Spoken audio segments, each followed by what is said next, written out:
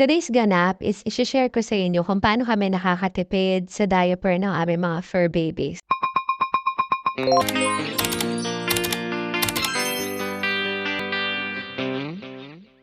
Dahil mahal talaga yung diaper na pang dogs talaga at as a wais nanay, syempre dun tayo sa mas makakatipid tayo, 'di ba? Kaya simula nung nauso yung Korean diaper, sa Orange pa nga ako no nabili, yun na talaga yung ginagamit namin. Dalawa nga pala yung fur babies namin, boy and girl. Yung boy namin, si Luke is mag 8 years old na, tapos yung girl, si Luna, manki 3 years old naman. Sa kanilang dalawa, si Luke talaga yung potty train. Pero simula nang dumating si Luna, like 2 years ago, grabe, nawindang siya, kaya siya tuloy yung naka-diaper sa nilang dalawa ngayon. Noong una, bumili kami ng washable diaper, pero hindi siya enough. Tumatagos talaga sa kanya yung wiwi. Kaya nag-decide kami na lagyan na lang ng diaper. So, ganito ko siya ginagawa. Tinatanggal mo na yung mga tape, yung panlock. Kasi later, yun yung gagamitin din na pang-lock din sa kanya. Tapos ganito ko lang siya nilalagay din sa washable cloth diaper. So, parang ipapatong lang natin siya talaga sa ibabaw.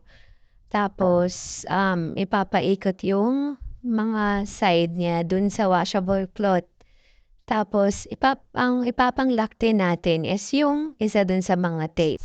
Ganyan, madali lang siya mga mima. Tapos, same process din sa kabilang side. Dahil nga dalawa yung tape na ginupit natin kanina. So, gagamitin din natin yung isa dun sa kabilang side. Pag yung pang male dog diaper talaga yung bibilin mo, nasa 7 to 10 pesos talaga siya. Pero ito, 50 pieces na siya. So, papatak na parang 5 pesos lang siya isa. So, malaking tipid talaga itong mga mima. So, dito sa site na to, tinutupi ko lang tong part na to, yung pinagditikitan talaga nung tape para hindi siya masyadong mahaba. Tapos, same lang din, ilalak mo lang din using yung isang tape na ginupit natin. Once a day lang siya nakaganito kasi pinapalabas pa rin naman talaga namin siya within the day para makapagpupo or makapagwiwi sa terrace. So, hindi niya talaga ito napupuno ng bongga. Kaya tipid pa din. Ang pinaka-importante talaga is yung sa gabi, pag tulugan time na, kailangan talaga naka-diaper siya. Kasi kung hindi, kung san-san siya sa loob ng bahay nagwiwiwi, nakakaloka talaga. So ayan, tapos na natin yung para kay Luke.